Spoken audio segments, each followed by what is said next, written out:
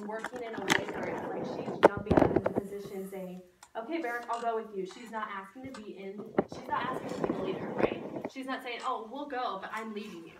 She's saying, okay, I'll go with you, like, but, I'm still not leading. She's like, well, I'll go with you and I'll talk about God, and I'll tell you what I think God's saying or something like that, like taking confidence in what God's saying enough to say, okay, I know that God talks with me and I'm going to go. And so she's giving in that way. She's helping Barak and she's encouraging him by going.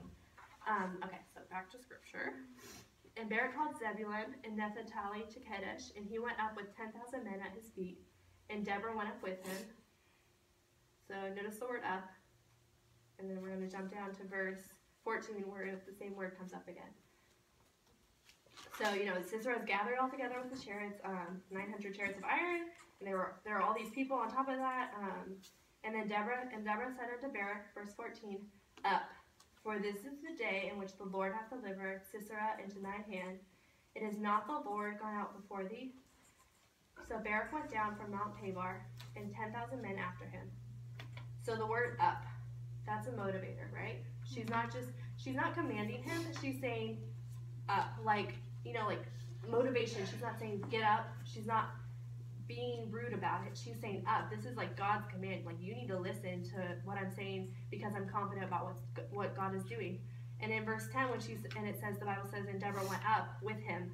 That's not capitalized, right?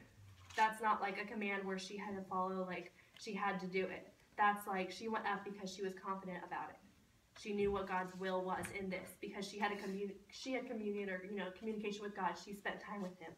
And in that palm tree, like, how much time do you think she had in between visits from people saying, I'm still here with God, I'm waiting for the next person? She talks with God, she's speaking with them, she asks them about their problems, she's communicating with God as like a mediator, and then speaking to the people.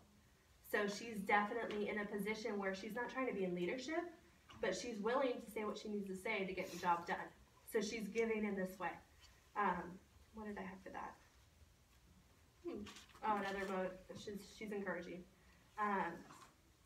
14, and then we're going to go down.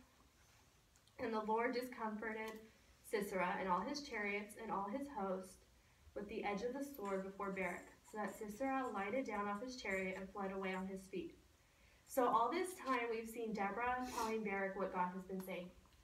And we've seen, different things happen with it, and God proving in little ways throughout with, people talking to her and her giving comfort. But at this moment, when the Lord discomforts Sisera and, makes him nervous, that's what discomfort means.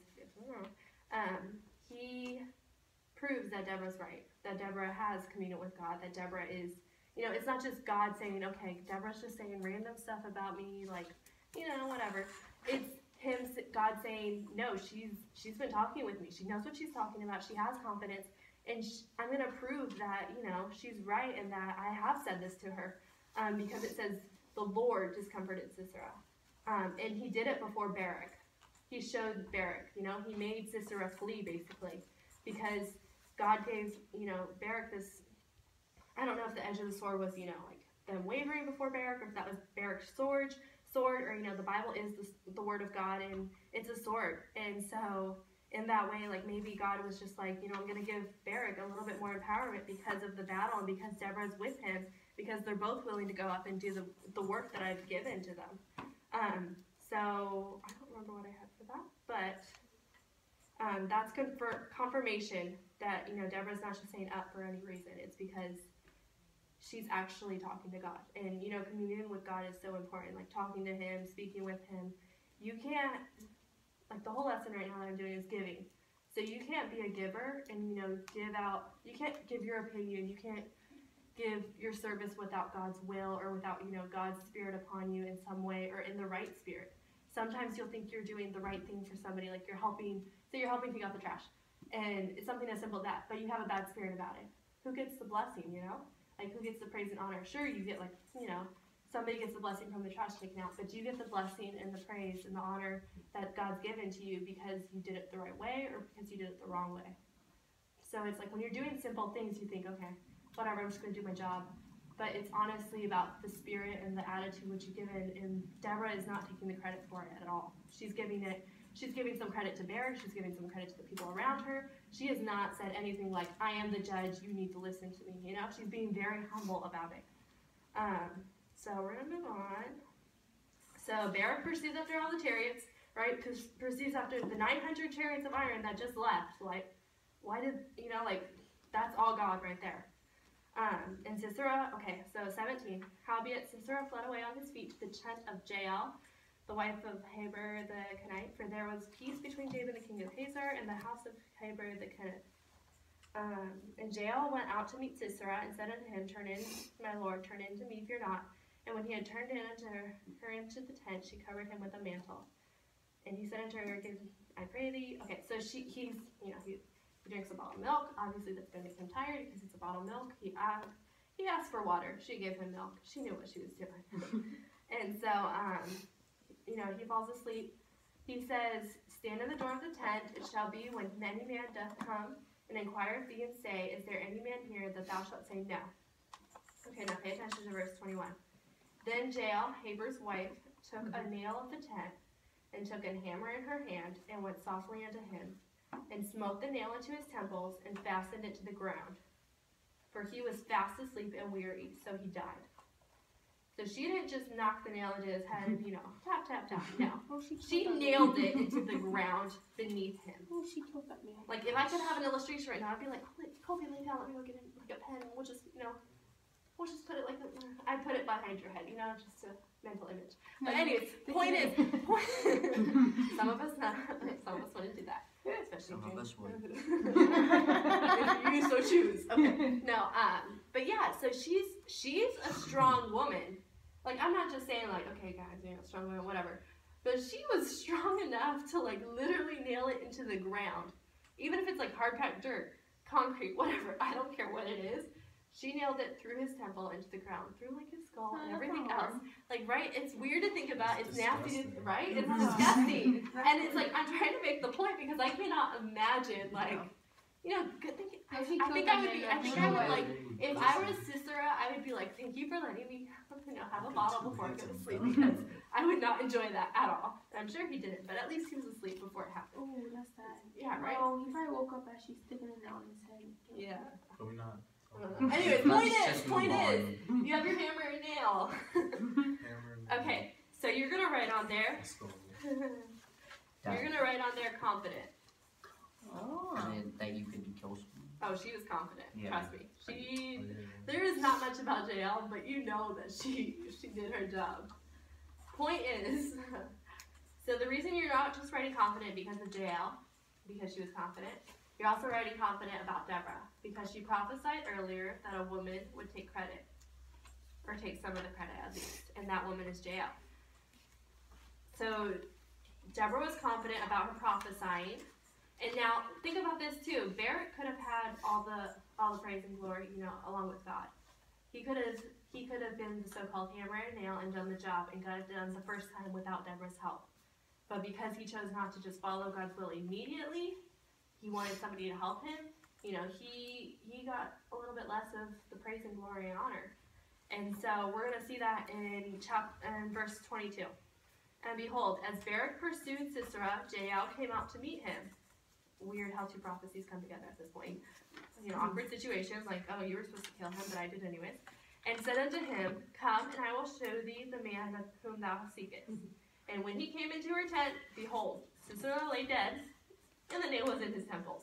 Oh, like, can you imagine walking temples? As in, yeah, you know the mental image that I was talking about? Now we know where one. Wait, I thought about one. No, okay, so the nails you guys are thinking of is not the correct nails. We're thinking tent nails. Yeah. Well, yeah, I know what they are. Like the ones outside. Huge, yeah, I thought they huge. were more like the ones that they use for the temple. So think about when you sleep. You can sleep like on your side, you know, wherever you can. How did she get it in his other temple? No, she beat it through. Oh, like his head was on his pillow, and the thing went through or something. But I thought he was laying like this, and she went through and she's through. a murderer. She's a killer. I mean, okay, but you like killer. She knows how to do it in a brutal way. But think about how many people she saved. That's what we call a Sodrock savage.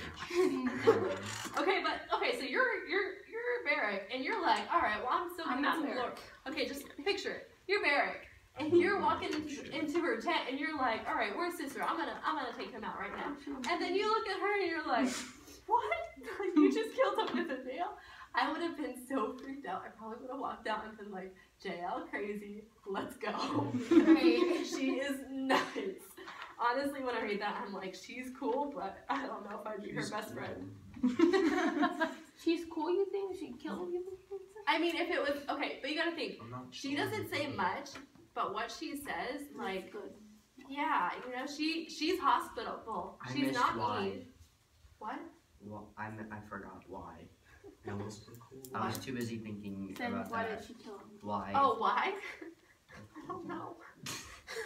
Like, I mean, okay, but she was pitched down near the battlefield, right? That was the first house he came up to. Maybe she knew who he was. I mean, maybe she's just like, I'm just gonna end this right here so that we don't have all this stuff going on, you know. And I don't even know like what was going through her head at the time. Obviously, we don't. All we know is his head. I know what was going through her head. She's a killer. I didn't know that. Thank you for that. Thank you that. Oh, she's a blonde. She got it. I did. I got it. That was great. I actually got that. Way to be. Thank you. All right. So Deborah was confident. Getting back to Deborah, not JL. Deborah was confident and gave credit to others. She gave credit to where credit was due. But she did it before, you know, we even knew it was going to happen. So obviously God was in this moment still talking to her so she could be confident about prophesying that. All right. And so, okay, so the children of Israel prosper after that, thank goodness. And then chapter 5, we're not going to read through it. But basically, Deborah praises God for everything that he has done for a whole entire chapter, right? Mm-hmm. So she's praised Barak for what he did, which was a little bit, like, she tells the whole story through the chapter. She tells, she says, praise you, the Lord, for the avenging of Israel. That's the first person she thanks.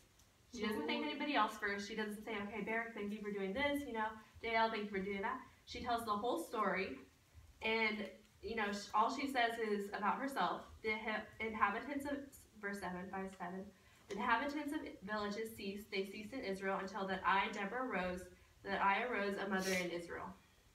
So she's not saying I arose a leader. She's not saying I arose a prophet. She's saying a mother. And mothers care for their children. You guys, if you have moms, okay, whatever, the theories of mothers. So, like, they care for you. Like, I love my mom to death, but I don't know how she does it because I am insanely crazy. And, a wicked child. So, I'm sure I thought you said you were perfect. I am. I'm number 7. I'm perfect in her eyes. But yeah, so, moms are very mothering and caring, and they don't always take the credit for what their children become. They don't always take the credit for, what goes on in their child's life or how much they provide for them or anything like that. But at the end of the day, your mom's there, and, if you don't have, like, a mom, then you have your grandparents, family. Like, there's somebody there, and even, like, the way that other people act, like, Miss Lauren, or, sorry, I'm probably saying your name wrong. Lauren. But, yeah, I said it right. Yeah. You did. Wonderful. I'm really calling her something else all day. Okay. So, yeah. So, like, people around you, like Mrs. Clark, she's going to watch it. Okay. So, there's leaders around you, women who mother you, and even, guys, too. What's the big deal? They care for you. Right. And so, at the end of the day, she's not taking credit as a leader. She's being humble about it. So, you're going to take your music notes.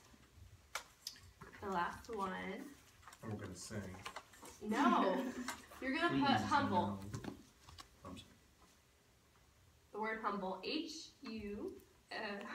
I know how to spell it. Are you sure? No. Because Deborah was humble enough to praise and honor God and the people around her for what they did, and not herself. And then music notes. Then sang Deborah. Okay, there we go. There you go. Verse 5. Chapter 5, verse 1. Okay, but also with this, just to give credit to Barak, then sang Deborah and Barak. Even in this, Barak is still following Deborah, but because he's following her, he's doing the right things. So I'm not trying to put down guys in any way. Barak missed a little bit of an opportunity, but still, he stepped up to leadership because he wanted God's person, whether it be woman or man or whatever, near him. And so I'm not trying to say you guys step up, but in the end, they work together. But Deborah, you know, we talk about her and she doesn't get as much credit as she probably should just for listening to God.